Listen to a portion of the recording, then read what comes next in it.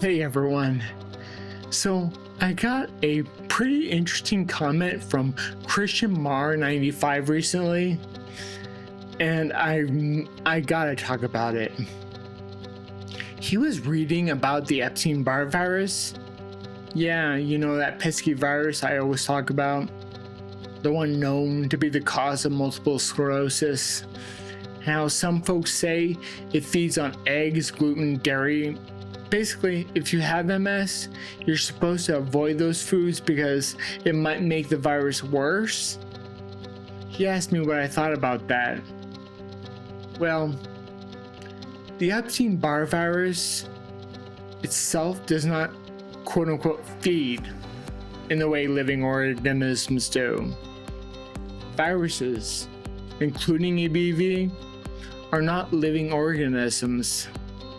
They do not have their own metabolism and cannot consume nutrients or generate energy independently. Instead, EBV infects human cells and hijacks the host cell's machinery to replicate and produce new virus particles. I can't find anywhere that says EBV feeds on eggs, gluten, or dairy. These foods do not exacerbate the virus itself. Eggs are nutrient rich and can support the immune system rather than making EBV worse. But then he switched gears and asked, hey, what do you think are the main types of food that help with remyelination and recovery? Now that's a subject I can sink my teeth into. Hey, it's Steve. So, first off, I've been making slight but poignant changes to my diet. The latest revolves around fish. But here's the twist. I'm not a fish eater. That's kind of ironic, right? I take triple the amount of fish oil every morning. My supplement is 4,080 milligrams of Omega-3 fish oil.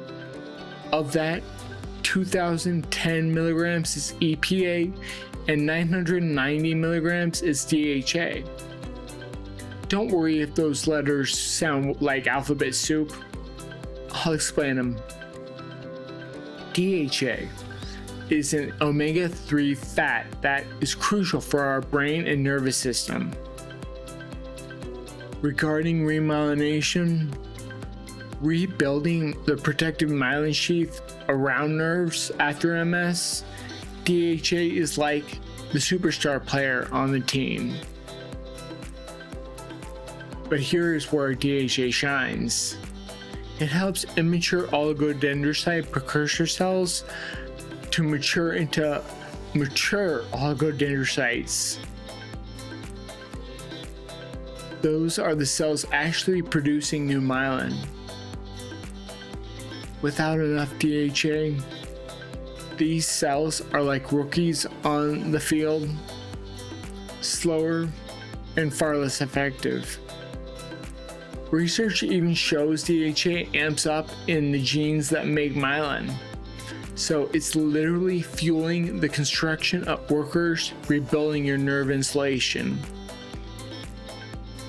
DHA is not about quantity, it's about quality. It's incorporated right into myelin, giving OPCs flexibility and fluidity, which are super important to form tight, efficient myelin sheaths. Think of it like oiling up the parts so everything runs smooth and tight. Without that, the new myelin tends to be thin or irregular. Definitely not ideal for speeding nerve signals. DHA also has anti-inflammatory properties. It keeps the nervous system calm by tamping down overenthusiastic microglia, which are the brain's immune cells, and reduces the levels of pro-inflammatory cytokines, which can sometimes wreck the new myelin if left unchecked. So, DHA is like putting a tiny firefighter suit on your nerves, preventing the flames of inflammation from scorching your repairs. But that's not all. DHA doesn't just help build stronger myelin, it helps it work better. Animal studies show that DHA supplementation not only increases how much myelin gets put down, but also improves nerve conduction velocity. So your nerves don't just have more insulation, the insulation itself actually speeds the signals up. DHA also teams up with other nutrients like EPA, which I'll talk about in a sec, and vitamin D to maximize the repair process. All these nutrients work like a dream team. DHA handles the construction and membrane integrity, but introduce the other one. EPA manages inflammation and immune responses, and vitamin D supports overall nerve health. So let me get to EPA. It's a powerhouse too, though it plays a slightly different role. EPA is more of the diplomat and peacekeeper in the nervous system. It's famous for its anti-inflammatory effects, creating specialized molecules that help resolve inflammation rather than letting it rage on. This is essential because chronic inflammation can seriously sabotage myelin repair. EPA also modulates our immune cells, dialing down the nasty cytokines that can harm oligodendrocytes. It even influences T cell responses, which is especially relevant in MS. By keeping the immune system attack mode in check, EPA helps protect both existing myelin and the fresh stuff being laid down. EPA also helps maintain the right balance of fats in cell membranes, pushing out the more inflammatory omega-6 fats that are often overrepresented in us. This healthier membrane environment means that cells like oligodendrocytes can keep doing their repair work without being gummed up by inflammation or oxidative stress. Some studies also hint that EPA might support oligodendrocyte progenitors and the signal pathway they rely on, though its effect isn't as direct or as strong as DHA's. Animal models of MS show that EPA supplementation can reduce disease severity, likely through immunomodulatory effects, which indirectly supports better myelin preservation and repair.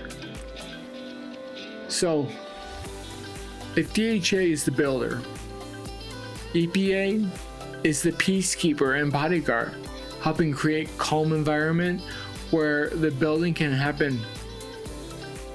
So to sum it all up, EPA's main contribution to remyelination comes from reducing inflammation and protecting new and existing myelin from immune damage.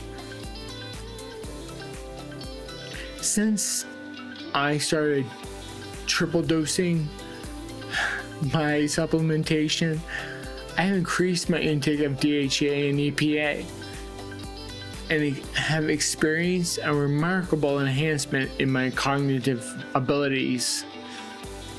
I remember when I suffered greatly with MS, I never thought my cognitive function was affected as much as it was.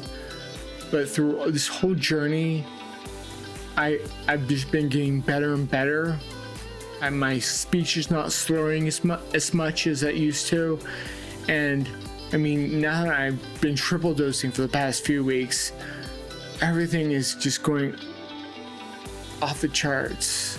My thinking has become noticeably clearer and sharper. Complex tasks that used to feel overwhelming and are now more manageable. And my abilities to process information quickly has improved significantly.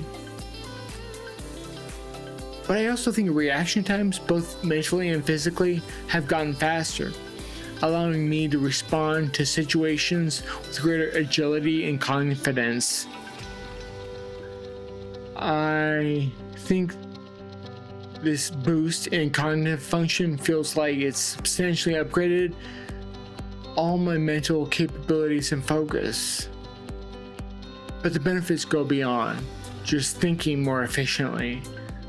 My mental stamina and overall brain health seem to have strengthened.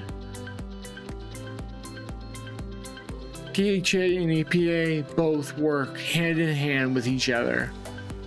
While DHA directly boosts myelin production and quality, EPA ensures the environment around those cells isn't toxic or hostile.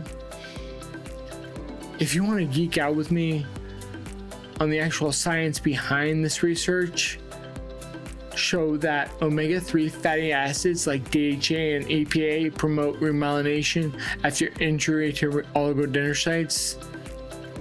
One study even highlights that DHA enhances the differentiation of precursor cells into full-fledged oligodendrocytes capable of forming new myelin.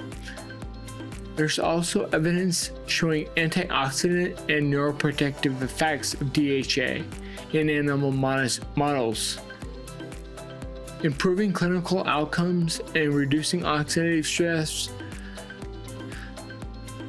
EPA and DHA are just a no-brainer to me.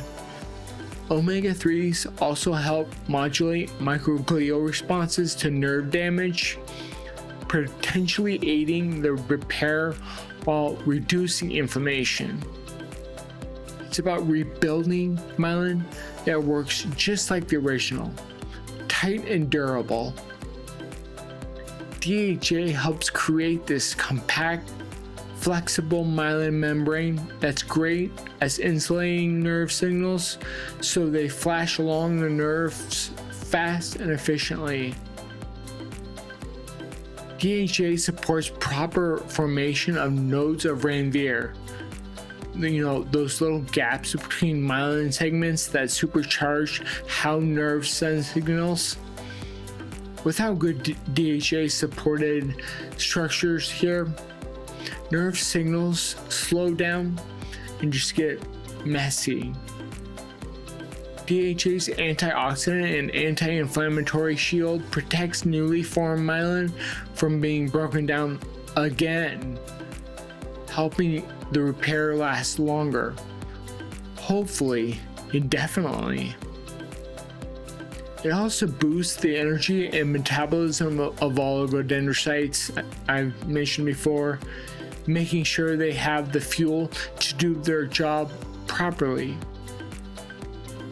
All these benefits mean that when you take your fish oil packed with DHA and EPA, you're not just hoping for more myelin. You're giving your body tools to build smarter, stronger, longer lasting myelin that truly supports recovery and function. And yes, I did mention I'm not eating fish, right? But I get that crucial omega-3s from my triple strength fish oil supplementation each and every morning. It's like a secret weapon in my MS toolkit. When I first started ramping up my fish oil intake, I was cautious. You know how it is when upping supplementation. it can sometimes feel risky, and sometimes you wonder if it's all in your head. But within weeks, I noticed subtle changes at first. I didn't know if it was niacin, because niacin is amazing. But I think my mind felt a bit clearer, my energy steadier. But I still wonder, is this all my imagination? Is that possible?